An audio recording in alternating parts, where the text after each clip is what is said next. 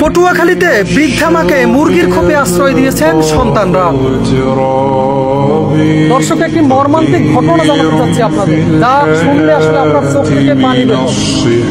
আপনি নন, শুধু যে কোনো হৃদয়বান মানুষের চোখ থেকে পানি ঝরে। বলা হয়ে থাকে মায়ের পায়ের নিচে সন্তানের বেহেশত, কিন্তু সেই মায়ের প্রতি যখন এরকম অবহেলা করা হয়, জন্ম দিয়েছেন যিনি, সেই মাকে যদি এরকম একটি মুরগির খোপের মধ্যে আটকে রাখা হয়, তাহলে যেন আল্লাহর আরশ কিন্তু সন্তানের জান্নাত যেন হারাম হয়ে যায়। এরকম একটি ঘটনার বর্ণনা জানাতে চলেছি আপনাদের। যে মা বাড়ি বাড়ি ভিক্ষা করে সন্তানদের লালন পালন করে বড় করেছেন, সেই গর্ভধারিণী মায়েরই আজ আশ্রয় হয়েছে মুরগি রাখার খোপে। বৃষ্টির পানিতে ভিজে যাওয়া এরকম স্যাঁতস্যাঁতে পরিবেশেই দীর্ঘ বছর যাবৎ বসবাস করছেন জনম দুঃখিনী মা। মুরগি রাখার খোপটিতে নেই কোনো কাঁথা কিংবা বালিশ, এমনকি হাওয়া বাতাসও চলতে পারে না ঠিকঠাক। দেখা যায় এমন একটি ঘরেই কোনো মতে খুঁটোমুটো দিয়ে বসে আছেন অসহায় মা। একটু পরপর খাবারের জন্য করছেন ডাক চিৎকার, কিন্তু কে শুনে তার চিৎকার? জানা যায় ঝড় বাদল যাই হোক না কেন, সকাল হলেই বৃদ্ধা মাকে মুরগির খোপে রেখে কাজে চলে যান সন্তান ও পুত্রবধূরা। এ সময় তাদের থাকার ঘরটিও রেখে যান তালাবদ্ধ। নিরুপায় হয়ে খাবারের আশায় নরবরে শরীর খেলা নিয়েই এবারে ওবারে ছুটে বেড়ান জনম দুঃখিনী মা।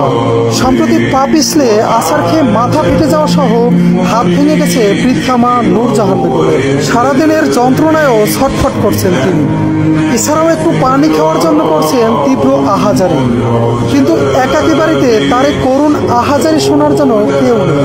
কারণ আদরের ছেলেরা যে ঘর তালাবদ্ধ রেখে সকালবেলায় চলে যান এদিক সেদিক, ফেরেন আবার সন্ধ্যায়।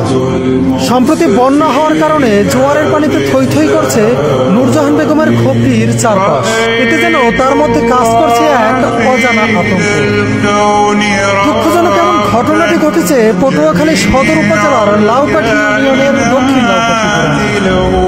অবহেলিত বৃদ্ধা মায়ের দুই সন্তানদের কাছে এ বিষয়ে জানতে চাইলেও তাদের কোথাও খুঁজে পাওয়া যায়নি। 10 মাস 10 দিনের তীব্র কষ্ট, প্রসব বেদনা, নিজে না খেয়েও সন্তানকে খাওয়ানো, ছোট থেকেই আদর যত্নে সন্তানদের শখ আহ্লাদ পূরণ করে বড় করা, এত ত্যাগ স্বীকার করেও মা নামকে জান্নাতের টিকিটটি শেষ বয়সে এসেও একটু যত্নের ভাগিদার হতে পারেন না। অবশ্যই সন্তান হিসাবে আজীবন মায়ের প্রতি আদর যত্ন ও ভালোবাসা আমাদের নৈতিক দায়িত্ব ও কর্তব্য। এজন্য প্রয়োজন আমাদের মানবিকতা বোধের, শিক্ষিত হওয়ার আগে প্রয়োজন মানুষ হওয়ার। তবেই পৃথিবী হবে আরো সুন্দর, শান্তিময়।